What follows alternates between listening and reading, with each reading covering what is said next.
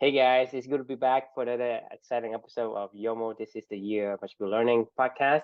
Today we are actually on 196, another two-part reflection of a book. I think this book, I haven't read this book, but it seems interesting. So we'll see. Chris, what do we have? Yeah, the book 196 today is part one of two. It's a monthly challenge, actually. So it was The Gentle Art of Swedish Death Cleaning, How to Free Yourself and Your Family from a Lifetime of Clutter by Margarita Magnusson. So this book is about something called Swedish death cleaning. So it's like when you know that you're, I don't know, like getting older or something along those lines. And you can do this at any age of life, but basically it's just cleaning out your crap, and spending time with it so your loved ones don't have to someday if you're not here. It's kind of being proactive with your stuff. I think of like my grandmother. She has an attic full of a lifetime of garage sailing with my grandfather. That was his passion, garage sailing. He would go garage sale after garage sale. That's what they did every weekend. And he would come back and he would have 50 of the same item and he would put it into his garage or in his attic. My grandmother humored him and she would always go with him and whatever. But like, he passed away like over 10 years ago now. And her attic is just full of the most random shit you can ever imagine. 30 of the same items of all the same shit. So she's terrified to go up there, right? I was just talking to her the other day and she's like, I'm terrified to go up there. She was like, I don't even know where to start. And she was like, I don't want to leave it for the kids either someday when I'm gone. But like that's the whole point of the Swedish death cleaning, right? Is to go spend time with those memories and go spend time with the stuff and then decide while you're still here, like, what do I want to do with it? Like, do I want to burden my family with this stuff? Do I want to get rid of it? Do I want to donate it? Do I want to keep it? And do I want to give it preemptively to somebody and say like, hey, I want you to have this. Like, this is a gift this is something that I spent time with your grandfather and I, and this is meaningful to me, even though I won't, like, when she's gone, I won't know that, right? But maybe now, if you do this stuff during life, you have an opportunity to kind of go do that. I guess what Swedish death cleaning is. Yeah. Yeah, So it's more literal than figurative. yeah, no, it is literal. Yeah, it is like, going through your stuff as if you're not going to be here. I'll go ahead and share my screen. So the reflection that I got from this book was learning to let go of things, literally. As you remember, a couple books back, we did Wherever You Go, There You Are. This was a weird like month or two for me. I was doing this, Wim Hof, Wherever You Go, There You Are. I was talking to my therapist, her name's Loretta. I've gotten a way better handle on just my general emotions and how to process those these days and how to move forward with purpose. So with Amelia, but there's still stuff that pisses me off. Like, even after you get out of the rubble and you start to resume life, there's still just random shit that'll piss you off, right? And for me, one of the things that just drives me up the fucking wall is clutter. Like, I hate it. I just don't have the mental capacity I like to know where everything is and exactly where it is, and to know that it's in its place and I know what it is so I can go use it when I want to use it, right? I don't have time to store in my head of, oh yeah, I had this random cowboy hat that I chucked into my attic behind me or something like that, and someday recall where it is and why I would ever want to use it. Like, if I don't know where it is and what it's for and how to get it quickly, like, it'll never get used. And for me, that's a waste. I feel like everything in life should have a purpose, whether you're an inanimate object or a human or an animal, plant, whatever. Like, I think everything deserves to have a purpose in this world. It doesn't deserve to get just thrown into an attic when nobody ever sees it and you never even know why you had it. Unfortunately for me, that may be my philosophy. I'm not like OCD or anything like that, but I definitely like to have things in order. I'm not like a clean freak or something. I just like things to be in their place. My wife is the exact opposite. She just buys shit, chucks it into some random corner, and then sacks and sacks accumulate on top of it to the point in time where you're like, nobody has any idea what's in there. Piling more shit on top of other stuff. You don't even know what the hell it is. And it's just, the pile just grows and grows and grows and never shrinks, ever. It never shrinks. This is how her philosophy has always been. Part of it's the way that she grew up. Part of it's the way that I grew up. We have to cohabitate. We've been together for 15 years. I've gotten used to it, but I've been able to compartmentalize it where I'll just give her certain areas of our house where I'm like, just make a mess, shut the door. I don't want to ever see it. This is your space. I just won't ever go in here, ever, because it gives me the heebie-jeebies. Well, there was one particular area, actually right back here, behind this door, is a room that's this size on the other side of that room. That's like our attic space, right? That is, just an open space where you can store a bunch of stuff. Well, for years, I've been begging my wife. When we first moved into this home, this was a little over 10 years ago, we took everything out of our storage cellar in our basement at our previous home. From the day that we moved in there, all of her random shit and boxes just got shoved into there. And I never saw it again because I was like, I'm never going in this room ever again.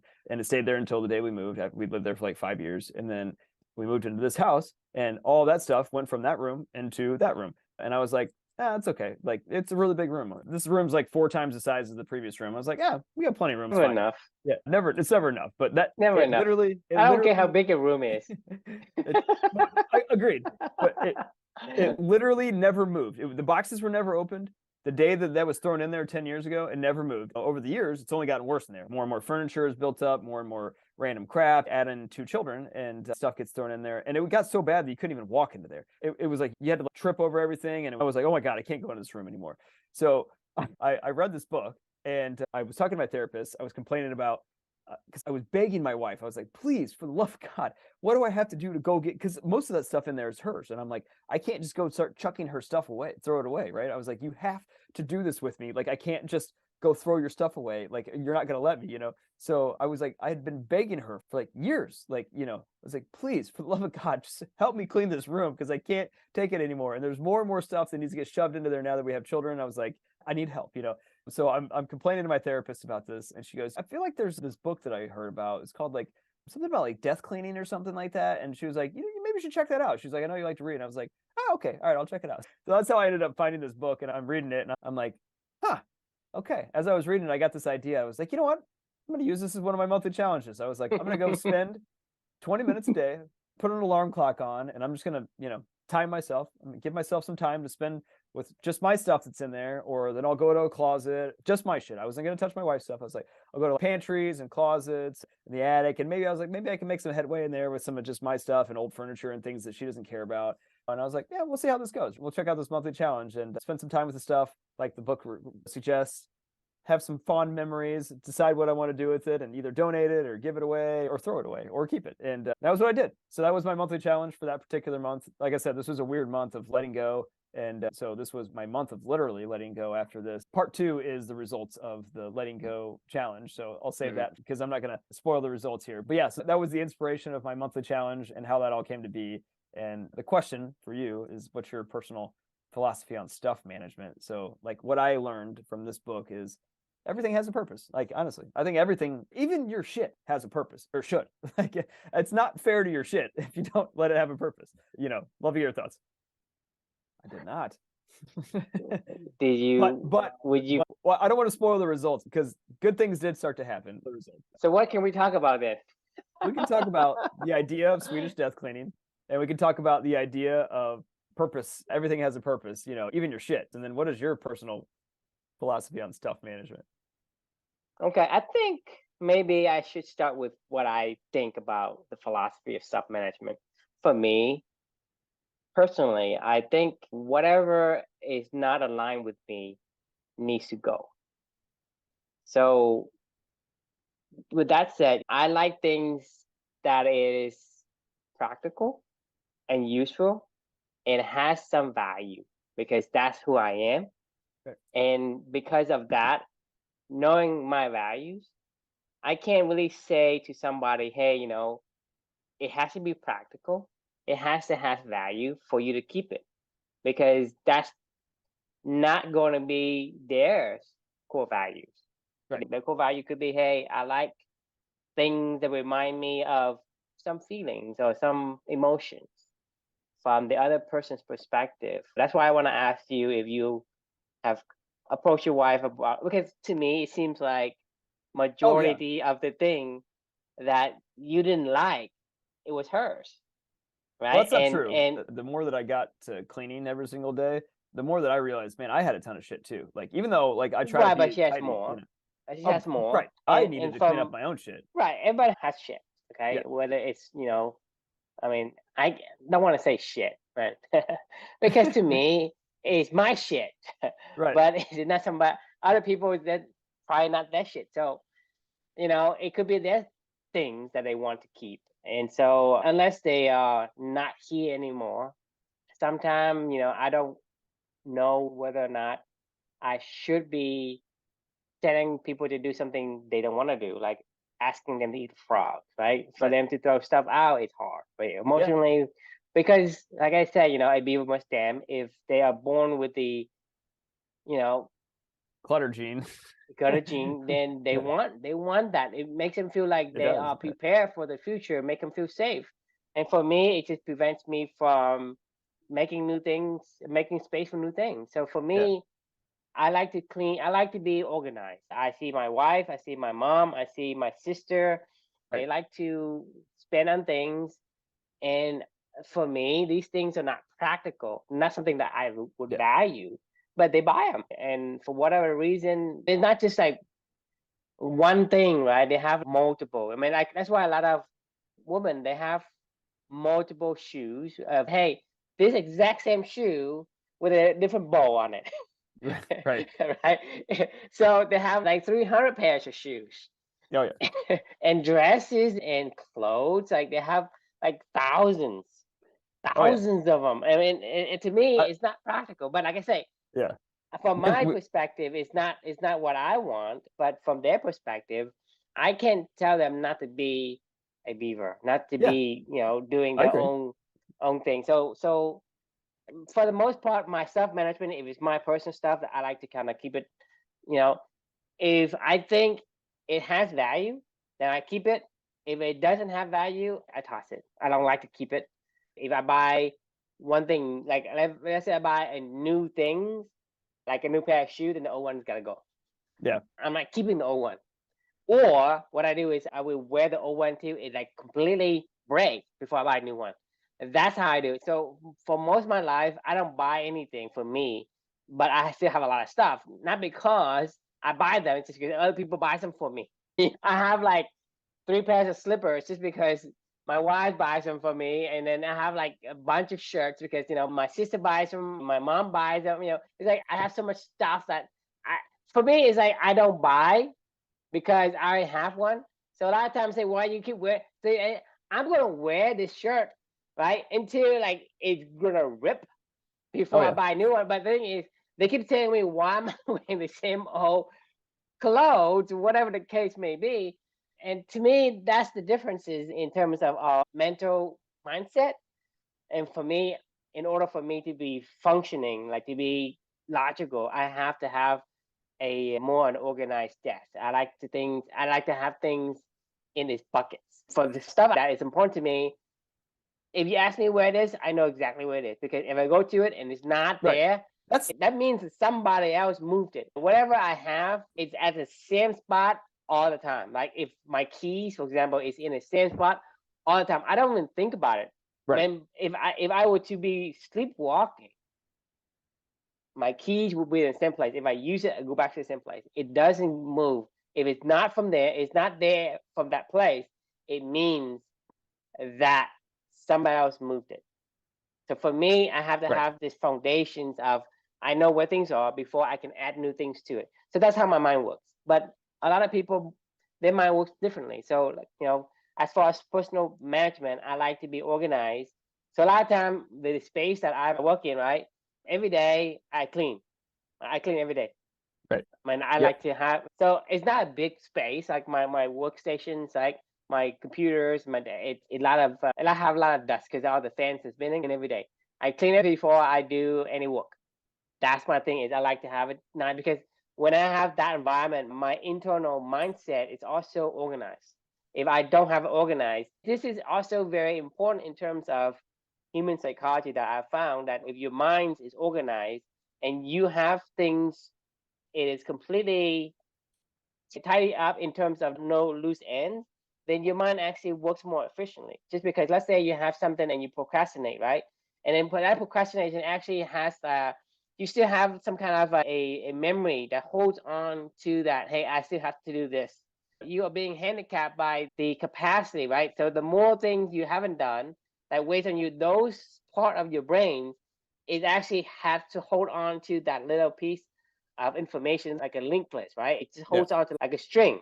So that part of your brain is not being used to do the other stuff, like your thinking and your analysis. So you're handicapping your capacity, your mental capacity, if you're not having things organized and wrap up loose ends. So a lot of times you get like, for example, for you, I noticed you that when you cross something out, right, it makes you feel good because you actually let go of that piece of the brain Yeah. cells that's hold on to thing. It's being freed up the resources and it feels good just because that's the way that you operate. And I, for whatever reason, has to be organized like that. My wife doesn't have to. I mean, my wife is like, hey, she has everything all over the place, and she can function just fine. I don't know, and I think your wife different too. Maybe that's what we think, right? Like that's what I would say the same thing about my wife. I'm like, I guess she can function just fine with this, but like I never really asked her, like, how does this make you feel, like seeing stuff everywhere? You don't have any idea what this is. Like I can't even tell you how disgusting our closet. We have a big walk-in closet, and I don't have anything in there, and it's stacked on stacked of shit, like shoe boxes everywhere, shoe holder things. Yes. But she ran out of room, and there's like little shoe holder things built into our closet, racks and stuff like that. And I'm like, well, you have those, but why do you have fucking shoe boxes in front of those? There's shoes behind. She's never even, it had to have been 5 years. She's never even seen those shoes. I mean, who the hell even knows what's in those racks anymore? Bought things from the store and goes directly into a closet. I have never seen her wear it. It's all perspectives. Because you look at your things, well, if you say, hey, clean up, let's say somebody said to clean up your shit and say, what am I cleaning? It's organized. I know exactly what things are. From their perspective, it's a mess. For your perspective, it's clean. So when you look at, let's say you go to the bathroom, my wife has so many brushes. I don't know why she has so many brushes, hair brushes, right? You don't need one, but she has so many of this and that. It's all over the sink. Hair blow, hair dryer, the curling iron. It's for them. For them, you ask them to clean up the space, and well, what's there to clean? You're giving me heebie-jeebies. The heebie-jeebies, like now, because all I'm thinking about is my own bathroom right now, and I'm like, my side of the sink. I couldn't deal with this. Is eventually, if you have girls, if you don't master the art of don't run for trains, you're gonna be in trouble. I am giving you fair warning. Right. Master the art of for trains. Only way for you to get through it. Because you can't change it. Because you can't go say, I begged you. I have wires here, have wires there, you have this little whatever, right? It's there because it has a purpose. Like you were saying before, it's your shit has a purpose, right? I do mobile development, so I have tablets, Android tablet, iOS phone, Android phone, a bunch of connectors, a bunch of computers. I have 4 computers, right?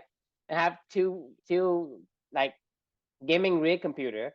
I have one, ultimate like laptop that can be a gaming computer. I have another backup, and then I have a bunch of monitors and a bunch of gadgets all over the place. But it has its purpose. The reason why it's there is because I'm using it, right? But if you have somebody else that is not a tech person or a nerd person or whatever you want to call me, they come to me and say, hey, why do you have like 4 computers?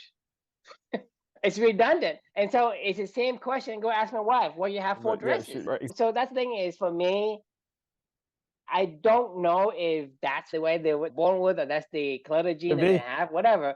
But it's still, to me, if that's their beaver, let them be. Just, hey, this space is mine, right? And if you put stuff on here, I'm going to move it. My kids, they come to my workspace, they play, and they would put like stuff over. Every day I clean them. Every morning I would clean my space. Right. Before I will work, I will take them away. I will put them back to the room, whatever. But it doesn't sit in my space. It does not. Only way for me to maintain my sanity. I cannot think about their space. Like if I try to think about their space, like that's when I get I like talk about don't run for trains, like you said. Like that's how I don't run for trains in my own home. Is I'm like, well, literally I see it and I'm like, oh, I'm gonna go the other way. Like, I'm like, I'm not going to the closet, not doing it. Like, because if I go in there, I'm just gonna go, oh my God, like, it'll like the anxiety levels just ratchet up, and it's like, what I mean, I can't change it. You make a good point. I have tried, and I've tried. So I have learned the art of don't run for trains. I say, well, if you like my space, well, do what I do. Agreed. Well, actually, I don't want to ruin some of my findings from my experiment, but one of those things, right? So I literally wrote this after I read this book. I don't think I wrote the second part of this for like another month, because I went the whole month before I had any results. So I don't actually know when the next. The one is black. Oh yeah, no, we got like here. Look at that. We got. So you're gonna have a while. Yeah, we got 217 is when I did the when I finished that from 196 to 217. So that was when I officially did my recap of finished my month of year magical, or I mean my monthly challenge before I. So we got a while to go before we get back to it. But one of the funniest things that ended up happening with this whole experiment was I made it a point to never clean up somebody else's stuff, like my wife's or my kids. I guess that's one thing, but like my dog, but her stuff in particular, I did not touch it. It was only either community stuff or my stuff that I was like, that is all that I'm going to focus on cleaning. So the funny thing is, as I started doing this every single day, and I did it every single day for the entire month, people started to get curious. Lucas started to help me organize stuff. Felicia started to get a little curious. Eventually, she ended up helping me to clean out the attic, and the attic is now clean. It can fill it up again. It's oh, it already is. That's what I'm saying. She participate, but because she's not a she's a beaver, right? If she's a beaver and she's doing the beavering thing, and you ask her to do some foxy thing, she can probably participate. But it isn't going to continue. It's going back to the beaver thing again. That's why I'm saying beaver must dance. So let them be what they want to be. And so to me, like I say, whatever room you have, you can clean all day long, right? It's going to get filled with something new. It's like you eating junk food just because we eat some food or we buy some stuff, right? My wife bought so many things that it has no use in my mind. Has no use, things like one time she bought flowers, right? She bought a bunch of flowers all at once. So there's 5 different kind of flowers, right? Yeah. They're gonna die. But the point is, whenever she have some kind of she's gonna get in a mood of buying stuff. She go buy them. She go buys like, jewelry, and then she go buys like decorations, and she go buy like furniture. Like we have our own. We call the kick, right? It means like my wife sometimes like seeing on the spree of buying furniture. She goes to buy a bunch of furniture, and then she goes on. She buys a bunch of like so. There's a phases that she goes through. But like I said, things can get filled up if there's room for whatever reason. If she sees them empty, it triggers her to go buy. Yeah. So the thing is, if you clean up yours, right? If you clean up yours, it's fine because whatever you buy, she's not interested. Right. Okay. But whatever she is into, right? If something is gone off of the counter or whatever that used to be there, right? She see like something's missing, so you go find something to put on it. Right. Oh yeah. Right. No, so I agree. so for whatever. Oh, trust me, the cabinets that I cleaned out and the attic that's cleaned out and drawers and stuff, they were all cleaned out. Like, by the way, I had a fucking blast doing this. Like, it ended up being like a really, really fun challenge. I would encourage anybody to do this, but I'm gonna say my results. I'm not gonna tell anybody. My last thought on this one, you said something earlier that triggered a thought for me that I wanted to go back to. Like you said, I can't remember exactly what you said, but it was something along the lines of, like, when you know where something is, you can free your mind up for other things, and that anxiety feeling of when you don't know where something is. Certainty. When you have an uncertainty, it creates this anxiety feeling, right? Uncertainty has a lot to do with like, hey, I have to do something and I didn't do it yet. It holds onto it, and that thing constantly is pulling at you and give you anxiety, give you anxiousness. Same thing with the unknown. Say, hey, I don't know where my keys are. I don't know if I locked the door. I don't know. So those things create anxiety in your head because whatever that particular part of your brain that holds on to that thing, it is inaccessible for everything else. Your brain has less capacity to do critical thinking and other things that you do. Second, they hold on to that piece of information of an uncertainty creates anxiety, and anxiety creates a spiral down effect. This is what I'm saying is when it's spiral down effect. When you have anxiety, for example, you're going to eat bad food. When you eat bad food, you can't sleep. When you can't sleep, you have even more anxiety. Oh yeah. And then that continues. So, I think one of the reasons why writing has been so impactful for me in my life is I've always just had a new idea that pops in and I spit it out and we keep going around and around. Well, this is how my brain's always been all the time, right? So whenever I would get things in my head, if I didn't get it out of my head, it would just be in my head all the time, and I wouldn't want to forget it. It's like fucking freedom, honestly. Taking the boulder that you've been carrying on your shoulder and put it down. That's how I mean, it's the most freeing feeling ever for me personally, because like I don't remember half of these reflections that I wrote. Like I was just writing about this morning. It's like Amelia and I, when we're writing in the mornings, I go into like this trance, and all of a sudden I come out of it and there's a reflection done. I don't know if it's good or not. I don't really care, but the thoughts out of my head, it's solidified. We worked together to put something, out of our mind and turn it into something that was a formulated thought that we could share with ourselves and other people as well. I guess not necessarily as the goal, but just for ourselves. It's like Dumbledore, when he would like pull out his thought and put it in his, what I'm talking about with Dumbledore and Hogwarts, like when he would put his thought into his little bowl or whatever, to store it for later. It just is like, it just frees up your mind to go do all the other shit that you have to do or worry about or care about or value or we don't value. If you ask them to do anything, how can they focus? They can't. Well, you Exactly. can, but My point is, you could grit through no, it or just run yourself into the hole. because the thing is, like I say, depending on like in my job particularly, right? I can do any programming without focus. 'Cause when I do a programming, I mean that the only thing is in my mind at that moment for the next hour or 2 hours. Right. The only thing that is in my head is whatever I'm doing. Everything else, right? Like whatever else that I worry it has to disappear. Otherwise, it cannot finish the work, right? So, like I said, you cannot focus if you have things that say, hey, I have to do this, I have to do that, right? The concept of having things in your mind. Let's say I have a bunch of things in mind. If I have things in my mind, I probably can focus for like 2 hours. And then if I have more things, it's 1 hour. And then more things, it's only 15 minutes. That means that whatever you're doing, it's 15 minutes. And then you get distracted by something else again. Because that thing is keep tugging at you say, hey, don't forget, you have this thing. And so you can't focus. It's going to give you 15 minutes. So what you do, a lot of times you're going to have very shitty observations and critical thinking because 15 minutes. And then after you get distracted, right? You unload because it unloads a bunch of things that you already loaded. It loads back the little nagging memories. Hey, don't forget this. Oh, I have to pay taxes. I have to do this. I have to do that, right? And then you load that new things in. You unload the thing you just focus on, and then you go back to next thing. You spend another fucking 10 minutes trying to load the same thing you actually load into to do the work. So you probably will do 5 minutes of work, if any, right? Yeah, and no, so I agree. Yeah. And that's the thing is, for my experience, is in my line of work, I can't focus if there are a bunch of things. That's for me. If I'm not organized, then I can't do any work. But if I'm focused, right, I can do that for 8 hours. And I can finish the whole project 1/10 the time of somebody who's very distracted.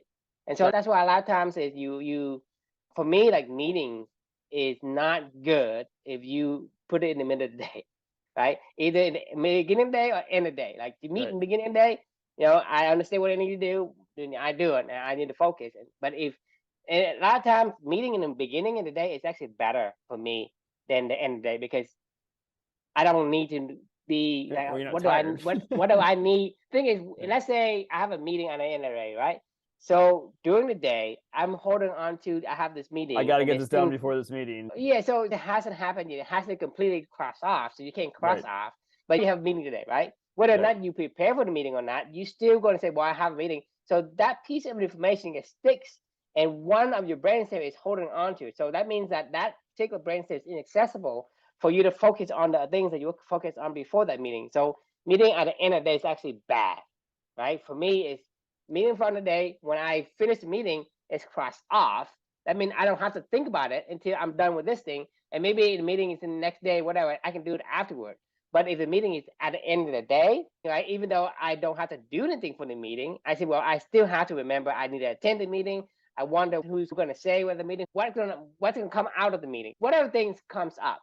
And it completely holds part of your brains back because it's used to hold that memory. And so whatever you do during the day to focus on, that piece, a portion of your mental capacity is being locked up and you can't use it, so that you become less efficient than you would have been if you have done the things that doesn't make your brain hold on to the memory, right? So for me, it's like, you think about how a lot of the little things, if you have little things that you don't wrap it up, then it becomes a burden. Regardless how big or small it becomes, like, I gotta pay taxes. Oh, I gotta send this to the post office. Tiny thing like that is still going to affect your productivity just because your brain, if for some reason it holds on to it, unless you write it down onto something and you put it onto, and basically your brain say, hey, I have something here. I don't have to worry about it. And for whatever reason, that trick worked. Your brain say, hey, I have it stored over here. That means I don't need to remember it. So your brain allows you to let go of that piece. All you need to remember is how to go find it. Like, oh, I know it's here, so I'll go look. And I have 10 cells holding 10 different memory. You have one memory holding, say, where are the things I have to do. So you free up the other 9 cells to do the thing you need to do. So for me, that's my philosophy on. Yeah, you want a free mind. I mean, like you want your stuff where you know your stuff is, so you can free up your mind to go do. And the thing is, when you are thinking and you have anxiety, then you associate a negative anxiety feeling with thinking, imagination. Because when you are completely organized, you like to think. Yeah, I mean, In today's 100%. society, I kind of like notice that a lot of people don't like to think. They only like to do things because yeah, they they look. yeah, because the thing is like thinking has created this negative associations of a negative feeling, right? Because a lot of people have anxiety. They have to pay bills. They have to say, "Hey, my boss doesn't like, doesn't like me, or this person doesn't like me," blah blah. So they have all these anxieties. The uncertainty creates anxiety, and they have all these things. And then when you trigger something to think, right, you're in your head, right? That means that whatever's in your head, you're gonna have to deal with it. And Right. those anxiety is in your head, you're gonna have to be able to handle it. If you don't handle it, then that's why people don't like to think, because whenever they think, it evokes, it triggers this emotional negative feelings, and it shies them away from thinking. So you ask people to read books or whatever, they start reading books and think about it. Well, other stuff, bad memory comes flooding into their head, and they say, I don't know, this is not Right. fun. And so to Agreed. me, is a lot of people are averse to thinking, averse to do critical. So they like to have a movie, right? A movie would actually tell them how to. You don't have to imagine; you just have to go and look at it, right? A perfect example would be the meditation. When you meditate, right? There's a lot of stuff you think of because you're trying to calm your mind, right? And your mind's gonna fly because you're tuning into your mind. So thinking, that's the same thing. But when you watch a movie, for example, right? You don't have to think. When you watch a video, when you watch something social media, you don't have to think. That doesn't trigger the negative emotional feelings because you're being given the image versus having to come up with the image and processing in your head. Because when you're processing in your head, the stuff nearby it's going to pop up, and you got to know how to do it. So that's why I think the most important aspect of, you want to be a thinker, you want to be a critical person, you want to be a considerate person. Like, you have to think, right? And to be a thinker, you have to like thinking. So in order to like thinking, you have to evoke a positive emotions instead of negative emotions. So if you prepare your brain to think, then the positive emotion will overwhelm any negative emotion. Therefore, you're gonna practice and condition your brain to like thinking. So it's like training an elephant. So this is what I found through my number of years of trying to figure out what are the subconscious doing, what are my brains trying to say, and blah blah. So in a nutshell, that's in my philosophy of mindset, mental capacity, stuff management, and clutterness. I don't think it's about clutterness in a way, but clutterness reflects what you are inside. Storage. It's about storage and freedom. Open space. It's about unburdening, right? Stuff is a burden if you don't. Yeah, no, I agree. Like, that's what this book's about, is like stuff is a burden. Because you think about it. Let's say you go and you don't have a job, right? You go and apply for a job, right? You have an interview, right? And then you waiting for them to make a decision to call you and say yes or no, right? You have more anxiety because of the uncertainty than to have a yes or no. Even if they tell you a no, it's a relief for you. Right. Even if the worst case scenario is, hey, you're not the right candidate, it's still a better state of mind. We should know. The uncertainty is what causes anxiety. If you can make something certain, or you can store it off your mind somewhere on a piece of paper, on a computer, whatever, as long as you know where it is. That'd be funny. So that you have more positive associations when it comes to thinking. Yeah, no, yeah. But final thoughts, I gotta go because I gotta go to bed. But you made me think about like writing down, hey, remember to be anxious about something for a little bit, like, and writing a note, like put it a post-it on your thing. You know what I mean? Like, it'd be hilarious if you like literally wrote down your anxieties. Train your elephant. So you think about Right. like the rider and the elephant. You are the rider. Right. So any anxiety you have is your elephant not being trained properly. No, I know. I'm saying it would be really funny to like, just to write reminders yourself to be anxious, to be like, oh God, I forgot I got to be anxious for a little bit. Like, you know what I'm saying? Like, if you wrote down your anxieties, not to get them out of your head, but to remind yourself to be anxious about something, and you're like, oh yeah, I got to do that. All right. Well, that actually ended up being a more fun discussion than I thought it was going to be. Awesome. All right. Well, a question we can leave for everybody for tonight is what's your personal philosophy on stuff management? I think I learned something tonight. That was interesting. So thanks for coming. Any final thoughts, Drew? I don't know. I'm overdoing it. Yeah. We've officially been purged for the night, so now we can go. If I say something else, you'll be here in a half hour. We'll see you all tomorrow night. Yep.